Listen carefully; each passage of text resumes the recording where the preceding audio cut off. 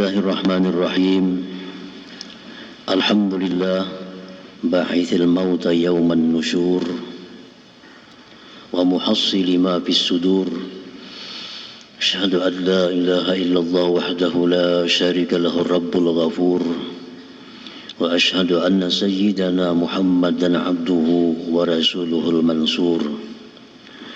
Allahumma salli wa sallim wa barik ala sayyidina maulana Muhammadin abdika syakur wa ala alihi wa ashabihi wa dhurriyyatihi wa atba'ihi ila yaumin nusyur, amma ba'd. Yang kita hormati, kita cintai para habaib dan para alim ulama, para muhibbin, hadirin hadirat rahimakumullah. Puji dan syukur senantiasa kita haturkan kehadiran Allah Subhanahu wa ta'ala, yang mana dengan taufik dan hidayah serta inayahnya jugalah kita malam ini bisa berkumpul di Masjid Bustanul Muhibbin yang penuh berkah dan rahmat ini.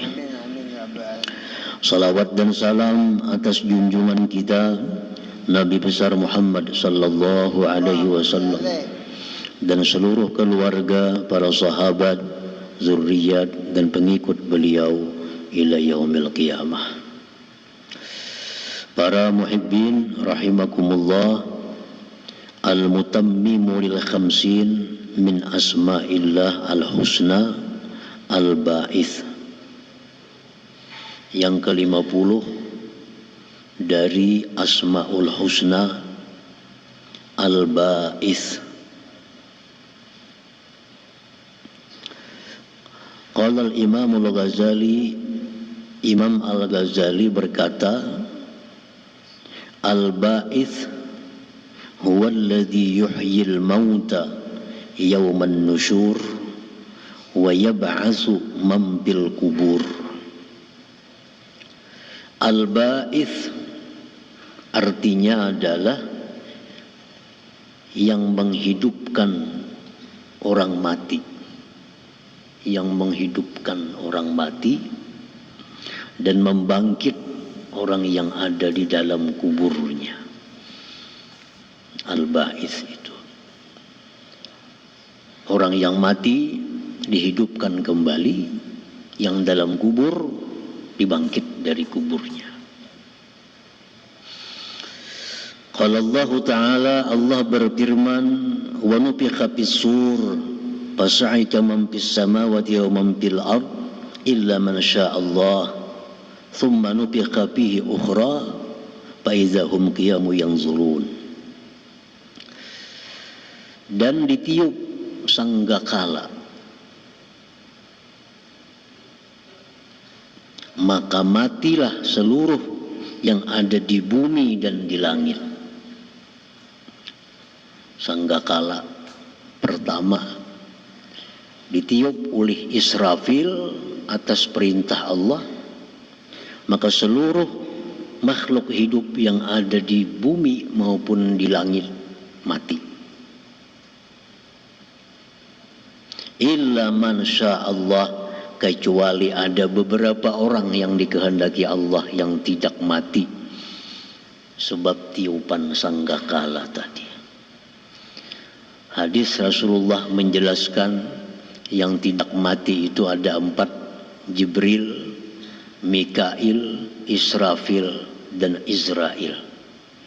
Seluruh malaikat mati, manusia mati, hewan mati, jin mati, iblis mati. Tiupan sanggakala pertama, hanya 4 makhluk yang hidup.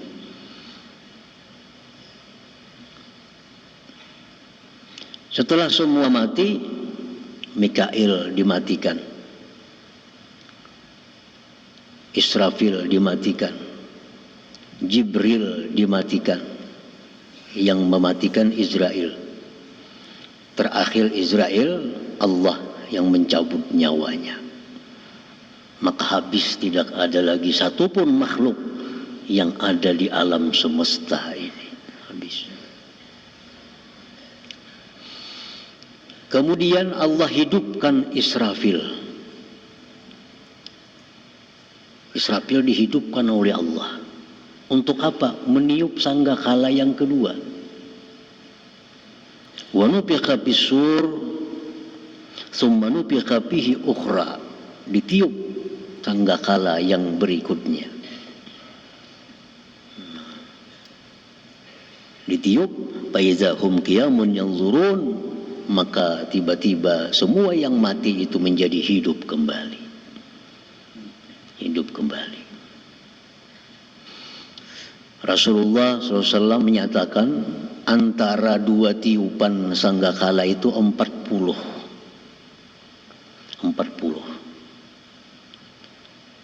Ditanya Abu Hurairah radhiyallahu an, apa yang dimaksud Nabi antara dua tiupan itu 40, apa 40 hari, 40 minggu, 40 bulan, 40 tahun? Abu Hurairah tidak menjawab satu jawaban. Cuma Nabi mengatakan bahwa antara dua tiupan itu 40. Sebagian ulama dia mengatakan 40 tahun, ada mengatakan 40 Jumat, dan mungkin 40 hari. Nah, Nabi kadang menjelaskan 40 itu apa yang maksudnya. Dari tiupan yang kedua itulah bangkit semua yang mati. Siapa yang membangkit? Al-Ba'its. Allah Subhanahu wa ta'ala yang maha membangkitkan itu. Jadi Al-Ba'its ini artinya maha membangkitkan. Para muhibbin rahimakumullah. Wa awwalu man qama minal malaika Israfil alaihi salam wa awwalu man qama fil ardi nabiyyuna Muhammadun sallallahu alaihi wasallam. Awal yang hidup dari malaikat itu Israfil. Awal manusia yang hidup dibangkit Nabi kita Muhammad sallallahu alaihi wasallam. Rasulullah bersabda, ana awwalu man tanashaqqu anhul ardu. Aku awal manusia yang belah daripadanya kubur. Ditiup sangkakala yang kedua, kubur jadi terbelah. Awal yang terbelah itu kubur Nabi kita sallallahu alaihi wasallam. Jadi Nabi lah manusia pertama yang dibangkitkan oleh Allah Subhanahu wa ta'ala. Wa qala ta'ala, Allah berfirman, wa anna as-sa'ata atiyatun la raiba fiha wa anna Allaha yab'atsu man bil kubur. Allah berfirman bahwa kiamat itu datang, tidak ragu-ragu padanya, pasti. Hari kiamat itu pasti. Dan bahwa Allah membangkitkan orang-orang yang di dalam kubur.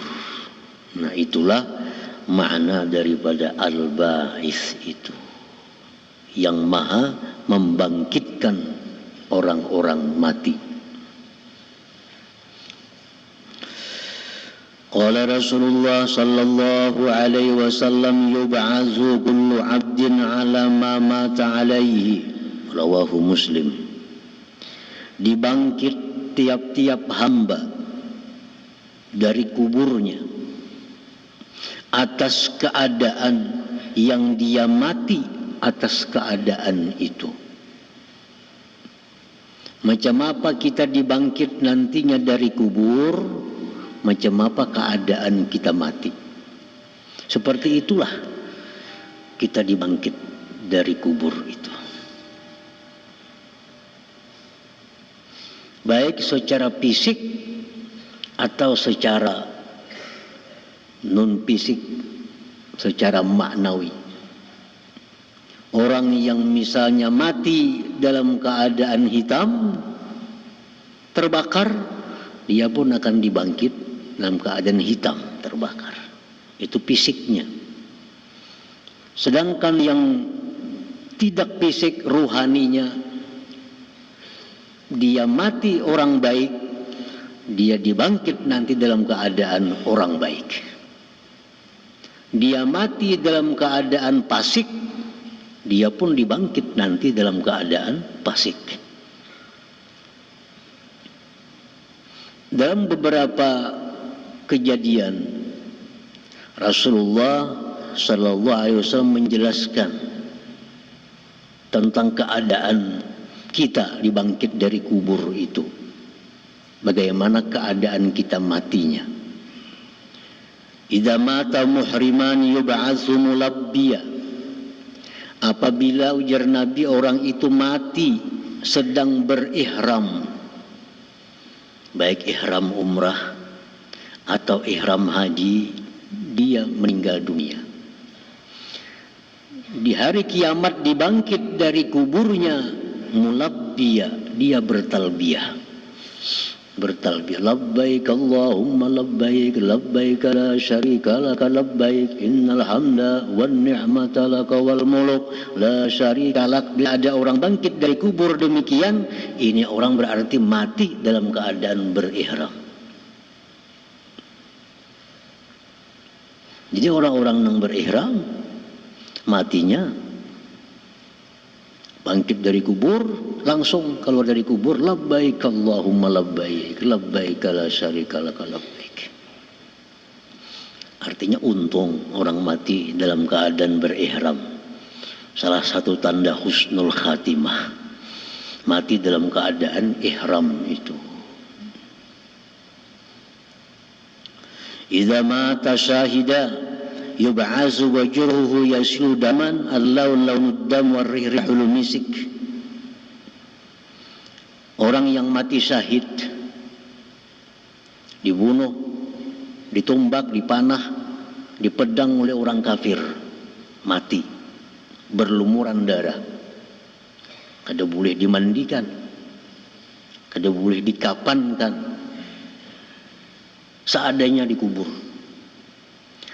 Nah, pada hari berbangkit Allah bangkit itu orang mati dalam keadaan syahid tadi bercelumur darah. Bercelumur darahnya. Warnanya warna darah, tapi baunya bau minyak harum kasturi. Jadi kalau ada kita lihat kena di hari berbangkit itu orang mati bercelumuran darah, tapi baunya harum semerbak, berarti ini orang matinya dalam dunia dulu mati gugur fisabilillah, mati syahid.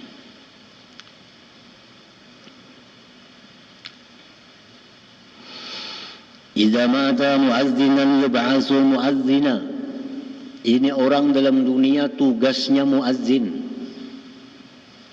Pekerjaan dalam dunia muazzin.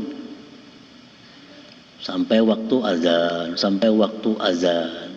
Yub'atsu muazzina, dia akan dibangkit nanti azan. Begitu bangkit dari kubur, Allahu Akbar, Allahu Akbar, berarti ini muazzin dalam dunia nih. Walaupun kita kada patuh, kada tahu siapa orangnya, begitu bangkit dari kubur kena azan, oh berarti ini orang muazzin nih dalam dunia.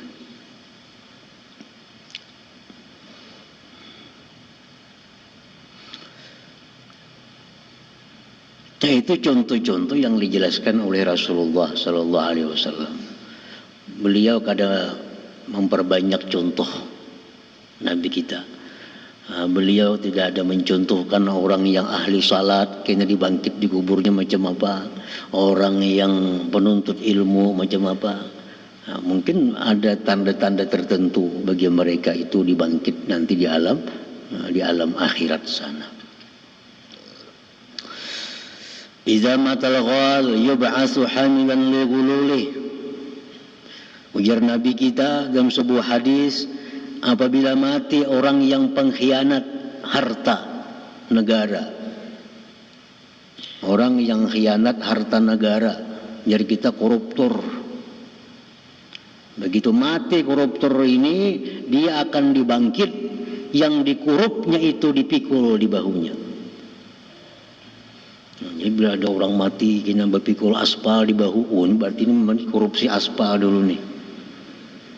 Ada orang mati kena berpikul apa di bahunya, membawa barang, oh ini berarti ini orang mengorupsi barangnya waktu matinya. Ada orang yang mengangkat tanah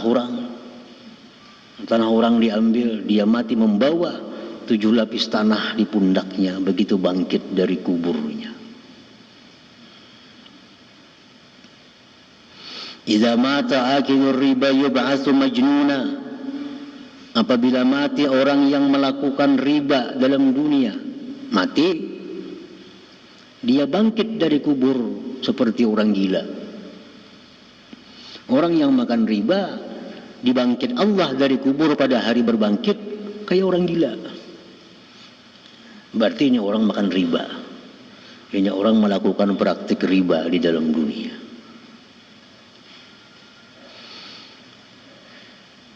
Alhasil idza mata salihan yub'atsu saliha wa idza mata taiba yub'atsu taiba idza mata fasika yub'atsu fasika. Kesimpulannya orang yang mati dalam keadaan saleh dibangkit dalam keadaan saleh.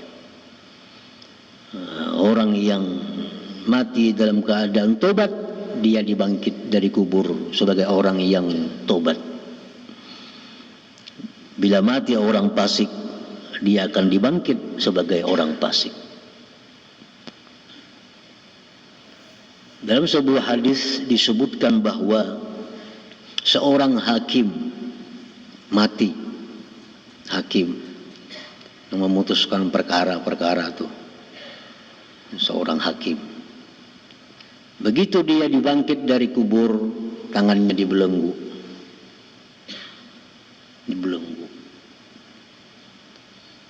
Siapa kena yang melepaskan belenggunya?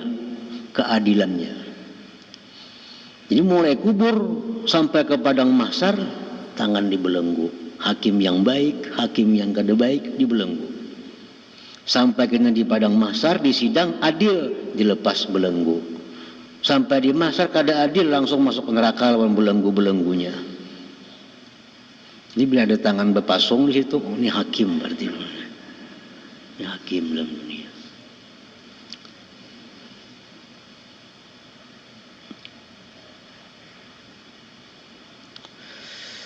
Nah, itu yang dimaksud dengan sabda Rasulullah SAW, yub'atsu kullu 'abdin 'ala ma mata 'alaih.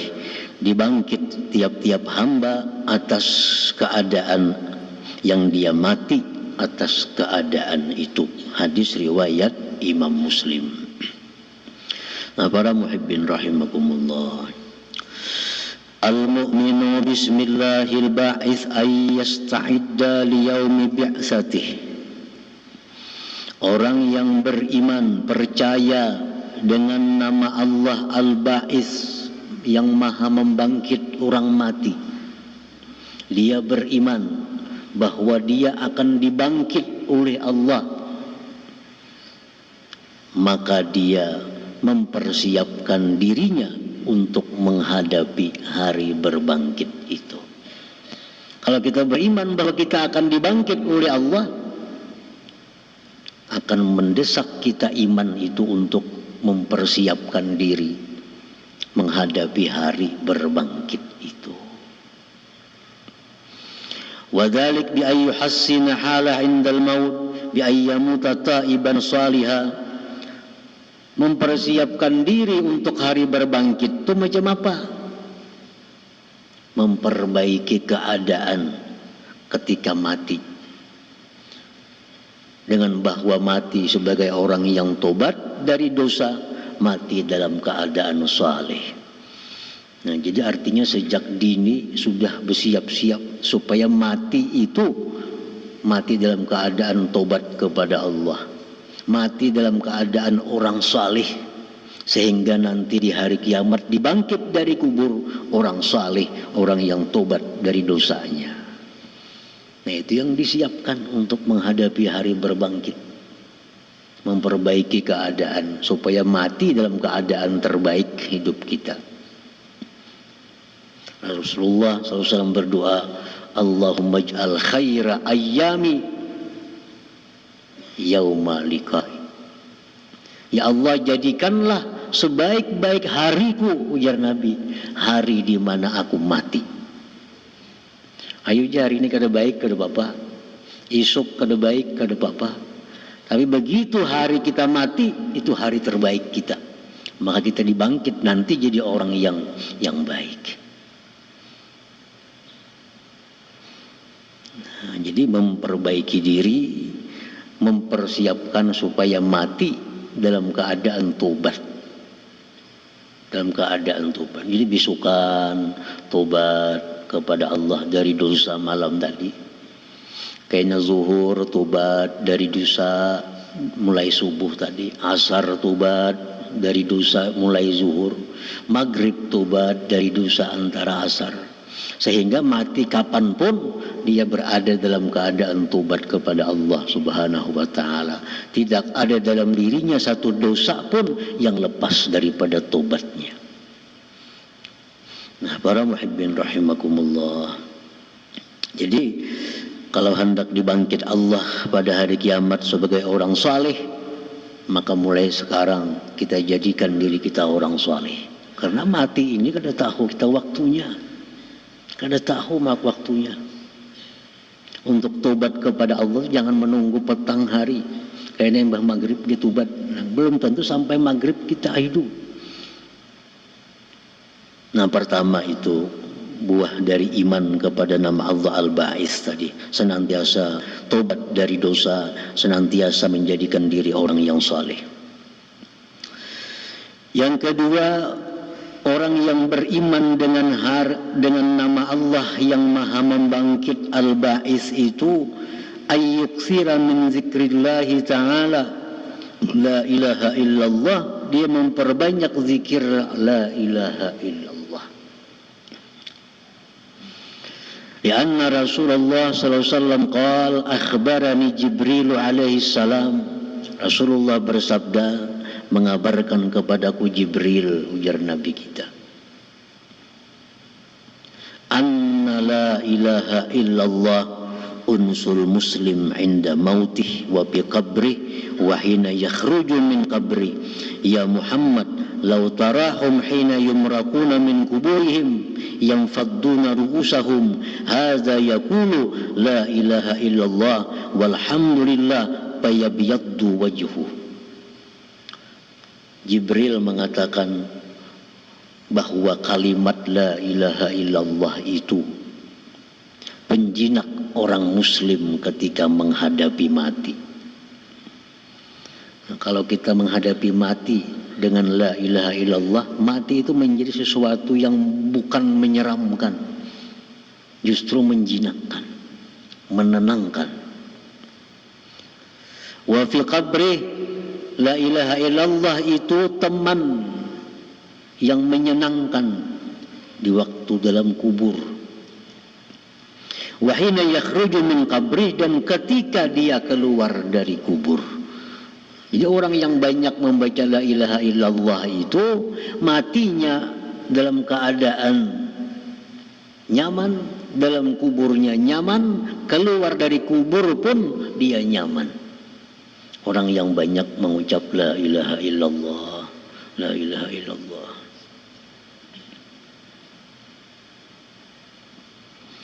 Wahai Muhammad, ujar Jibril, jikalau kau lihat mereka begitu keluar dari kubur, mengipikkan mereka kepalanya, dia berkata la ilaha illallah walhamdulillah, putih wajah mereka.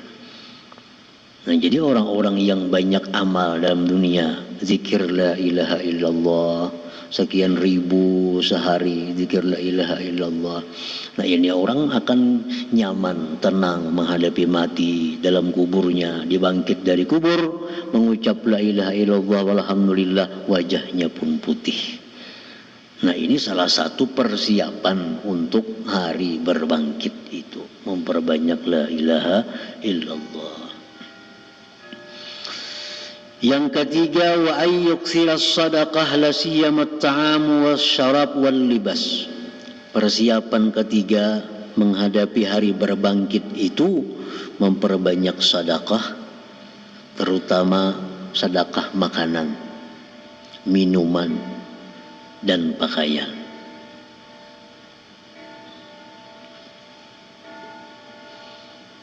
Apa gunanya kita memperbanyak sedekah makan, memberi makani orang nasi bungkus bagi 10 bungkus, 10 butul minuman kaling bagi minuman kaling.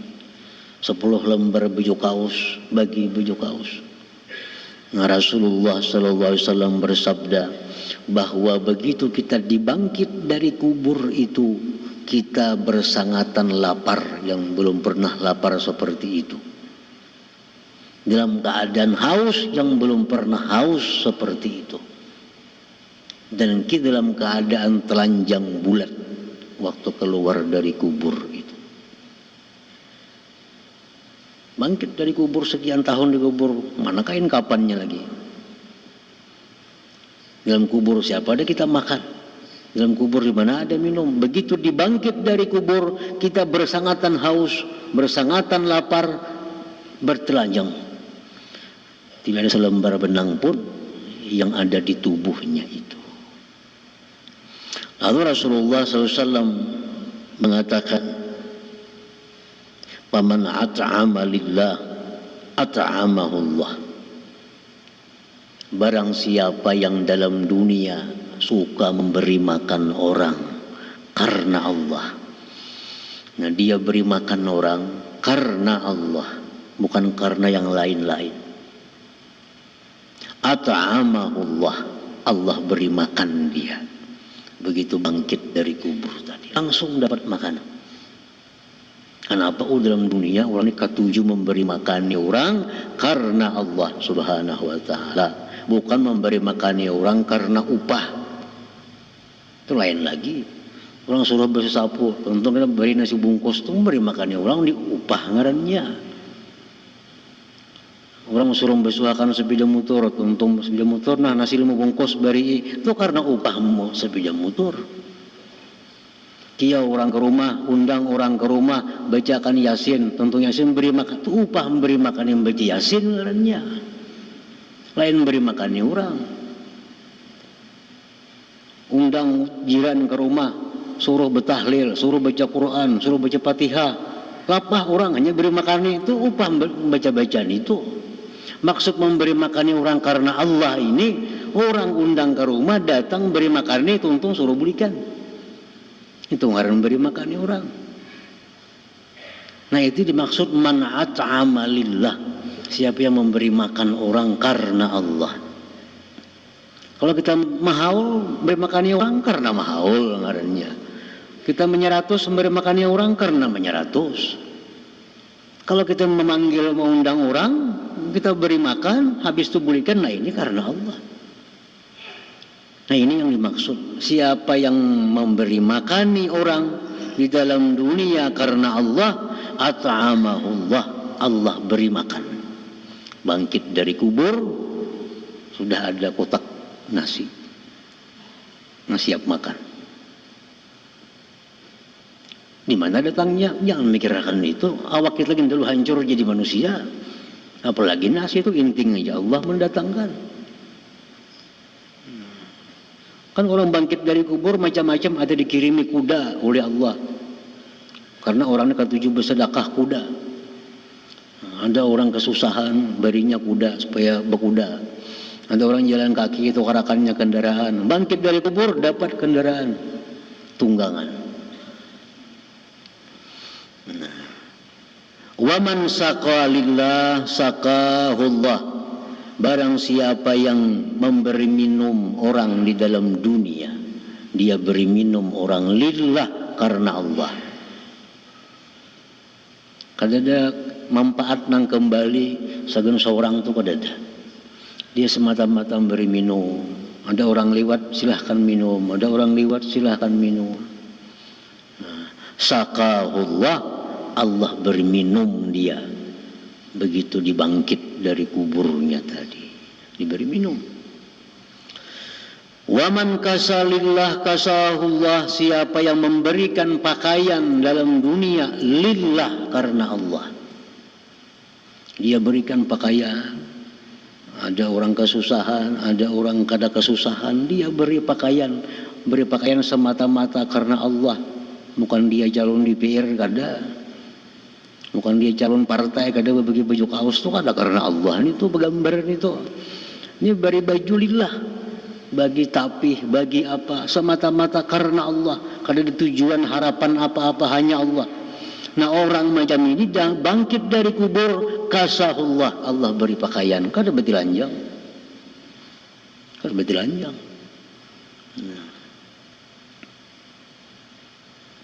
Nah jadi kalau kita percaya bahwa Allah akan membangkitkan orang yang dalam kubur, dan Allah bangkit dalam keadaan bagaimana dia mati dalam keadaan itu, maka dia mesti mempersiapkan diri menghadapi hari berbangkit itu. Senantiasa tobat supaya mati dalam keadaan tobat.